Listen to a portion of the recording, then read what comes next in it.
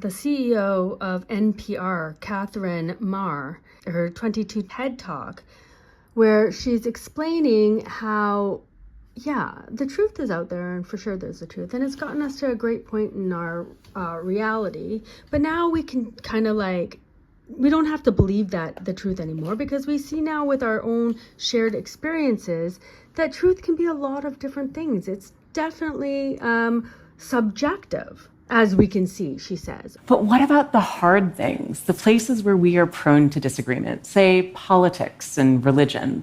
Well, as it turns out, not only does Wikipedia's model work there, it actually works really well.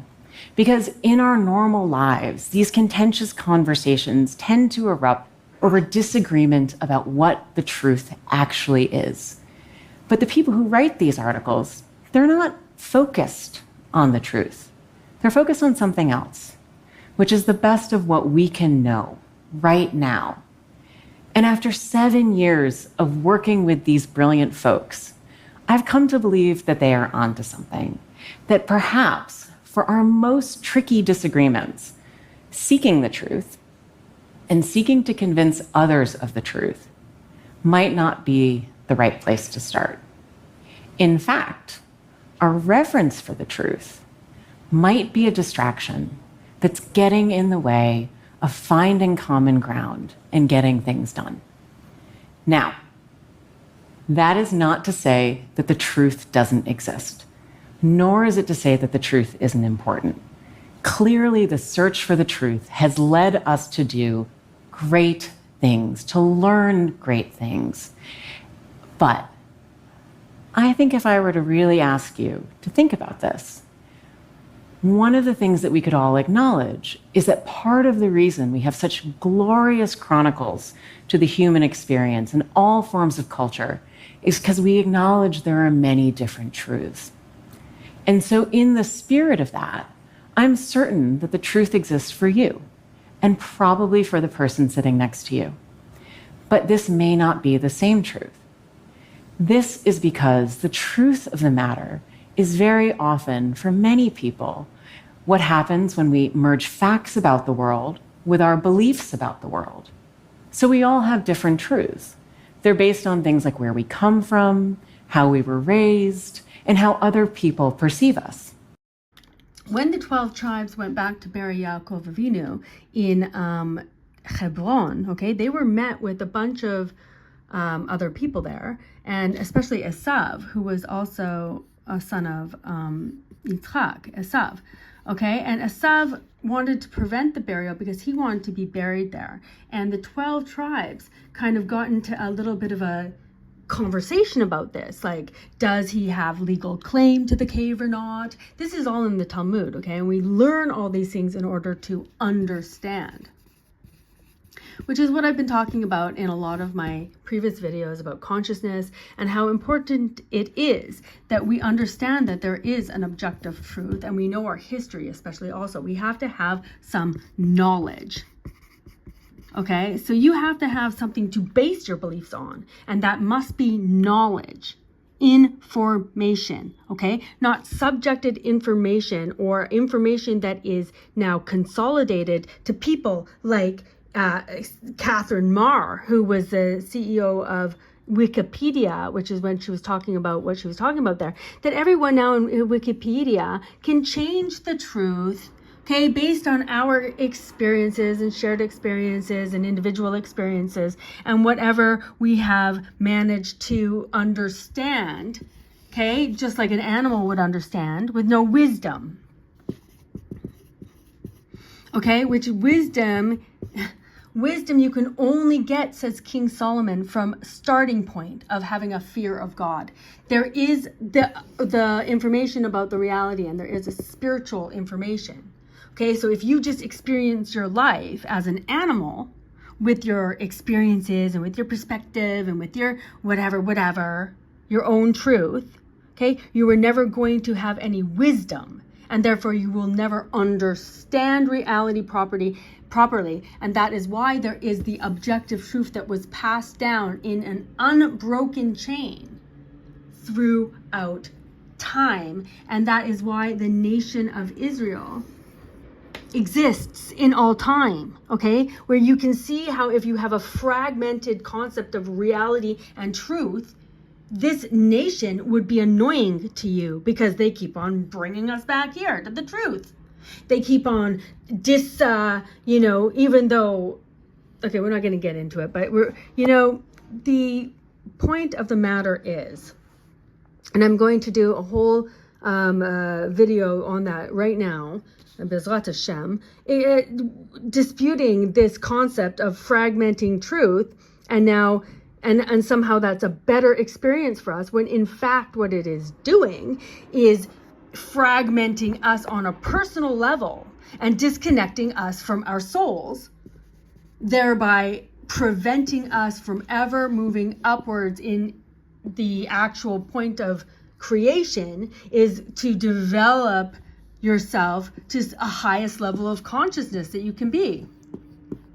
And for the Jew, it is this, Israel, which you can go back and look at the whole series of talking about consciousness, and starting perhaps from the video called Defending the Tradition, because some very courageous and smart and spiritually elevated and very highly conscious human beings in our past, in this unbroken chain, never broke this chain, okay, and left for us all of their information, all of their books, which in this time, which it's the end times, 5,785, we have access to all of this information, and all of their knowledge, okay? So we can also look at our reality and see if we are understanding things properly or not.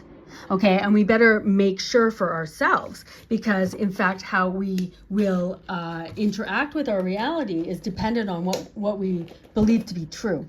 Okay, so I'm going to make another video, B'ezrat Hashem, right now, discussing that. But this is very interesting, and it also connects both the whole concept of being a secular Jew or an atheist person or whatever you are, okay, with within the Jewish community, within the Jewish nation, okay, the plurality of expressing your Jewishness is not a valid concept, okay? It is part of this lie. There is only holy and unholy, and the unholy have no creativity. That is why the lie is the same. That is why when the tribes tried to bury Yaakov Avinu, they engaged in this kind of nonsense, logic and discussion and talking and considering and engaging at all Esav, okay? In that mind, okay? So what happened there was we learned that Hush ben Dan, okay, Hush, he was deaf, okay? He was deaf, and he was also, because he was deaf, he couldn't speak, okay? So he was kind of not distracted by all of this very not creative use of speaking in order to bring everybody down. We're going to now, dive into the minutia of the, possibilities. Okay. So he was not distracted by that. Hush was not. And he just eliminated Esav and got to the point, which was the proper thing to do, is to bury your grandfather, who was the most conscious, elevated person. You did what he would have done, because he would know that this is what you do. You just do that. And the truth is that he bought the grave, and there you go. And so that's it. You don't engage in this kind of verbal, thought salad. Everybody's truth is valid, and it's all based on perspective and experience, and this whole concept that we've been holding to some sort of objective truth based in wisdom is a little bit beyond our, we're over it. Now we know that we all have our own truth. Now we know that you can identify as a cat. Now we know that there are no genders. It's just very, very, very subjective and relative, and this relative is This relativism is a fragmentation of the truth. And we also know that, they have parallels in a lot of information in the Torah, which she proposes that focusing on the truth can sometimes act as a barrier to human unity. And this perspective that raises significant points of reflection when viewed through the lens of Jewish wisdom and the eternal truth found in the Torah, of which I have been talking about in my last several videos about consciousness and going through all of that and where we get our information, which determines how we form our belief system and how we see reality, okay? And the need and the requirement, which is why it's commanded to the Jews to learn the Torah, and the necessity for keeping the integrity of the Torah, for upholding the traditions of Judaism, and not opening up the truth or subjecting the truth to some sort of fragmented relativity, okay, even within the Orthodox Jewish communities and all forms of Judaism. And bear with me as I try to explain the connection and how it very interestingly connects to this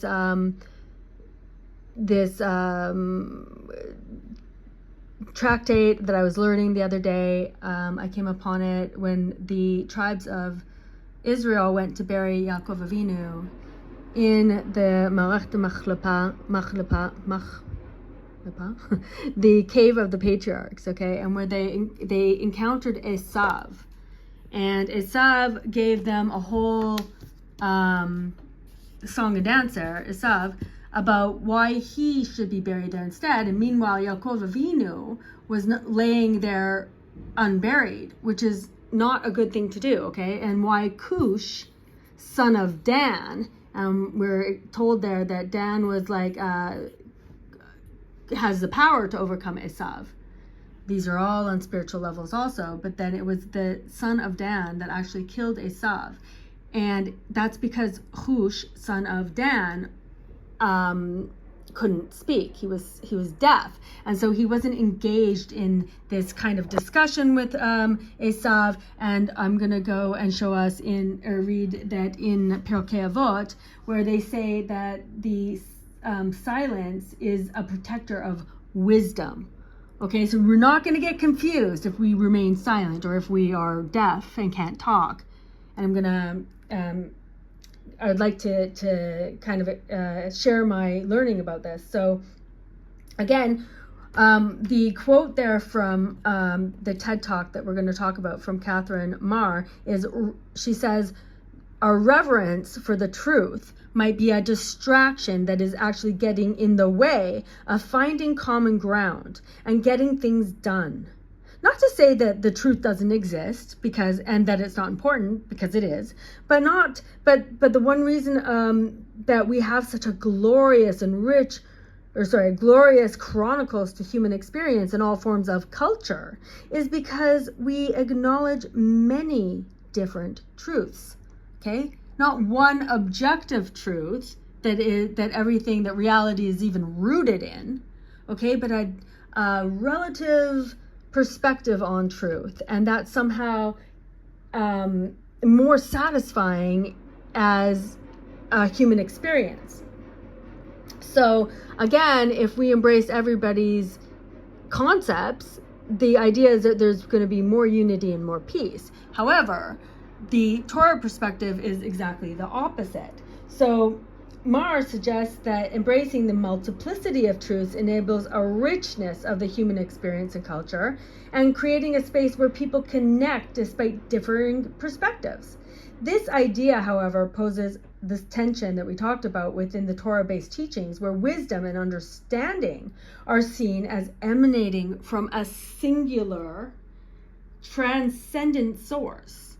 Okay, and an unbroken chain. King Solomon in Proverbs 1:7 declares that the beginning of wisdom is the fear of God, emphasizing that the true knowledge and understanding understanding or rooted in reverence for the divine. And this is something also that the Rabbi Yehuda Halevi and the Kuzari goes over in that book, which I suggest everyone reads. So in other words, King Solomon asserts that the wisdom and truth are not merely human constructs, okay, that we can all agree on or not agree on, like his story. History is written by the victors. It's not just a story that we all agree on. There is an actual objective truth. And so it's anchored actually in God's eternal will. Okay, God tells us the truth in the Torah, and it basically also is the actual story, just the story. It's not, the beginning, the middle, and the end. Okay, and we're here, 5,785. We're towards the end, and we know the ending of our story. From a Torah perspective, okay, then Maher's idea could be viewed as encouraging subjective interpretations of the truth, which, while potentially fostering social cohesion, okay, we all agree on it and therefore it's true, but it risks diluting a sense of objective reality that the Torah insists upon. Okay, the truth is true, and we as Jews should be willing to die for this truth because we know that it is true. We were all witnesses at Har Sinai, and we promised at that point, all of us, the whole nation, to pass it on in an unbroken chain down to our sons and daughters, that they will not stray from the truth. That is the purpose of doing everything. And so the Gaon from Vilna, for example, emphasized in his commentary on the Mishlei, on the Proverbs, that the true understanding must align with an unchanging essence of Torah. And that is why he defended the integrity of the practice of Judaism when he opposed Chassidut. And I go through that in several different videos, but there cannot be a different way to practice Judaism also. Okay, now with rebbes, now with the central figure that we are, that when we know also that the Torah tells us we do not know where Moshe Rabbeinu is buried, because there can be nothing like an ohel. There can be nothing like going to Uman for pilgrimages and whatnot. Okay, so there can be no plurality also of the truth of within Judaism. Okay, again, my video defending the traditions I think is very important to watch. Okay, so to understand this, he warned that the deviation from the alignment under a guise of pluralistic interpretation leads not only to fragmentation with one's self. Okay, now you have more identities. Now you're not just a Jew. Now you're a Jew who is also a Hasid, who is also a specific type of Hasid, who has a specific type of teacher, who they do specific things that are all these extra layers on you that you don't need because you are just a Jew like every other Jew. So this can also fragment you as a human being when you're trying to discover what the truth is, if you're trying to understand your reality. Okay, and that's why so many things also don't make sense in today's world for Jews. Okay, so this is relevant, okay, and we've been thinking about this more and more about the modern invocation of Sinat Chinam, which is something that especially Hasidic Jews and all types of different Jews like to say this is baseless hatred, when you try to say that there is no different kind of Jew. There is no. That's why the Gaon from Vilna why the Gaon from Vilna, let me be very clear, excommunicated Chabad 3 times, and he banned the Tanya. Okay, that's why he did all those things. Okay, because and then nowadays you hear people saying things like, well, we all, Klal Yisrael, decided that Chabad is okay, we're going to allow it. It's not something that it's not something that we agree about or not agree about.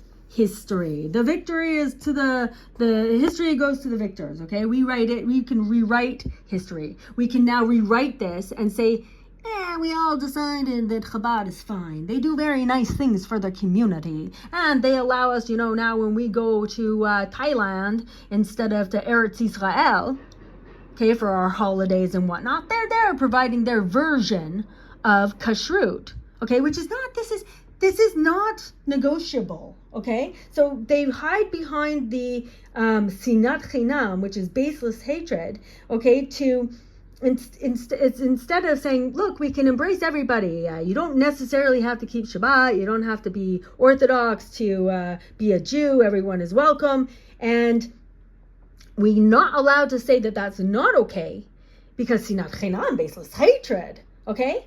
But it's just a justification for them for pluralism.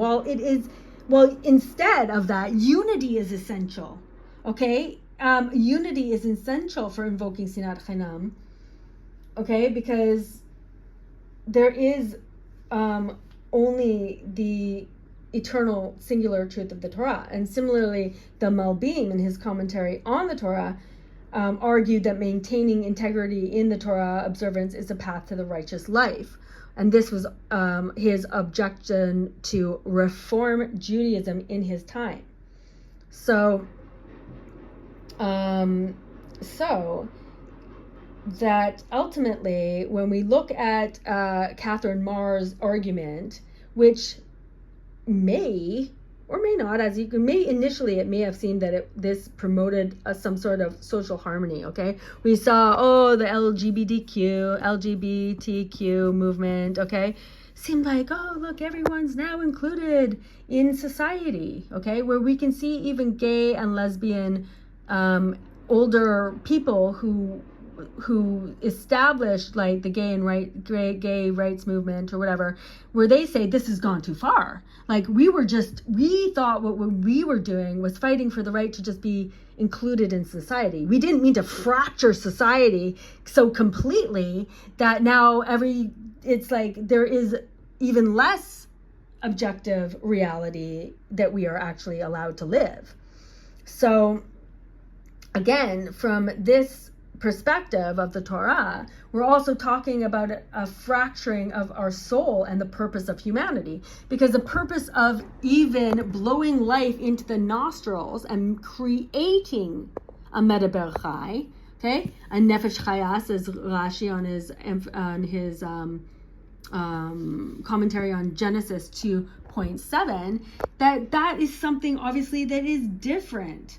It's more beloved, okay, than anything else in creation, including the angels, okay, which were created also before man, okay, because man, the medaber chai, the nefesh chaya, the creature that God himself blew into the nostrils, is supposed to be the pinnacle of creation. What is that pinnacle? Why, says the wisdom of our fathers when they're discussing that why would, says here, okay, beloved is man, for he was created in God's image. More beloved than whom? More beloved than the animals. Isn't that obvious? More beloved even than the angels. Man is a pinnacle and focal point of creation, more precious to God than any other creature. He was created in the image of his maker. This is true of all men, okay? That we are created in the image. Blessed is beloved is man, because he was made in the image of God. But beloved are Israel, because we are his children. One step more, when you combine the diligent following of these strict spiritual practices, the practice of Judaism, in its integrity, as it is meant to be practiced, okay? Not fragmented, not different, not now something different. The exact same, the same as a Jew of any other time in history. You would fit in any time in history with these exact same practices up until the point in which it was fractured and new things happened. New types of ways to be a Jew emerged in our reality that are based on this exact lie. of all of the pluralities, everything is valid. We have different paths to follow to God. All the paths of the Torah lead to God, and that's not what it means. We have to obtain for ourselves some knowledge. Okay, and the beginning of that is obtaining some wisdom. But you can't obtain any wisdom unless you have a fear of God. Understand that you were not made from an animal. It didn't evolve like that where you came from an animal. It may have happened that evolution happened up until animal, okay? Whatever. But then something else was created, and what was created was a Nefesh Chaya, a new creation, where God himself blew into the nostrils and created this conscious human being with the ability to speak something different than what was created before. And also with a spiritual element, the soul, okay, which is connected to God. And we are told that when we die, again, reading from Pirkei Avot 3:18, okay, that when we die, it says here, okay, that Rabbi Akiva ben Mahalel spoke of the ignoble putrid drop, that is, genesis of man. Rabbi Akiva portrays the nobility of man who is created in the image of God, whereas Akiva, Rabbi Akiva, this is Rabbi Akivia. Wow, Rabbi Akiva and Rabbi Akivia. Rabbi Akavia described man's grave as a place of dust and maggots. Rabbi Akiva teaches here that the physical death is only the end of the temporal body of a man. A Jew's soul is eternal. For the children of the living God, death is merely their return to their Father, no cause for undue sadness. So basically what we're saying here is that, like I said, beloved are man because they were made in the image of God, and beloved are Israel because they are the sons and daughters of God. Okay, so when we die, this soul, something happens which we know about because it's in the Torah, which every single Jew needs to read, because the Torah itself will heal your soul. And when you heal your soul, you will obtain some wisdom. And when you obtain a little bit of wisdom, you have some understanding of what is happening in your reality. And you cannot be distracted with all these different arguments of whether this is valid and whether that is valid and whether we can now change somehow our objective truth in order to include more people.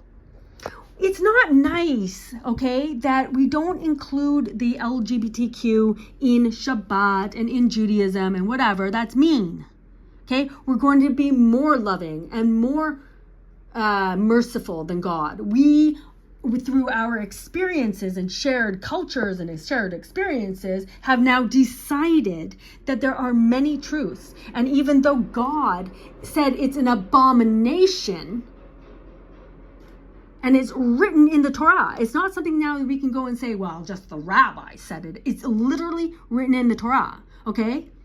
So that's the wisdom, okay? Whether you understand it or not is a direct kind of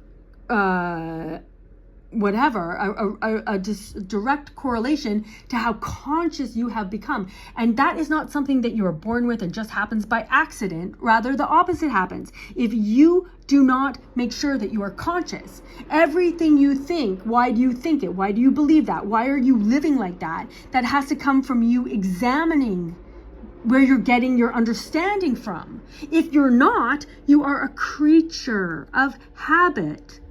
Not much more, sadly, than an animal, a chaim medaber, which is open and wanting, I guess, or not being guarded for all of the different psychological and emotional things that can distract you and pull you down, okay? And take you away from the truth, like what happened there to the 12 tribes when they went to bury Yaakov Avinu, who was Yisrael, and that the right thing to do was to bury him as soon as possible. That's the information. Okay, and you do that because certain things happen to your body and to your soul and to this and that. And obviously your soul wants to go right back to God as soon as possible. And he was a saint. So why are you delaying this? Okay, because of the unholy, distraction of the possibilities and the arguments and engaging in those. Is this relevant or not relevant? Is this okay or not okay? There is only one truth. And so it's dangerous, okay, when people who have no connection to God, okay, like clearly Katherine Maher here, okay, and no understanding. The beginning of any kind of understanding begins with the fear of God. So it's very interesting, I think, to really at this point of time too, because what they said there in the same tractate that I was reading, again, I'm sorry, I don't remember which one it was, but they said that what happens there when they talked about Hush, who was deaf, they said that when people become creatures of habit and they don't realize what's going on, okay, you're being distracted so much that something crazy has to joltingly happen to you so that you will be shaken awake. Okay, which is the whole concept of the Ikta de Mashiach, the footsteps of the Mashiach. That at the end times, in order to get to the building of the temple and the redemption, okay, you need to be aware that this is happening. Okay, you need to be focused on the nation that's getting redeemed and build in the temple, for whom the temple will be built. Why? To do all of the things that we're trying to accomplish right now with our prayers and with our speech and with our mitzvot and with the adherence and all the spiritual things that we're doing that are 613 mitzvot and all the other things, which is a lot of work, by the way. Okay? And instead of just simply having the temple there, cleansing our souls for anything we may have done that was not aligned with this objective truth. Okay? So we need to think about that and understand what that means. And understand that we are at the end of time and things are happening to wake you up, which is why you are waking up. Okay? Which is why being a Jew has now become more relevant to you than ever before. Okay, congratulations. We are waking up and we are no longer wanting just to be an animal or a creature of habit. A chai medaber, an animal that is talking about animalistic, materialistic things only. Now we want to reconnect with our soul, which is connected to God, which is connected to the nation of Israel, which is going to be redeemed.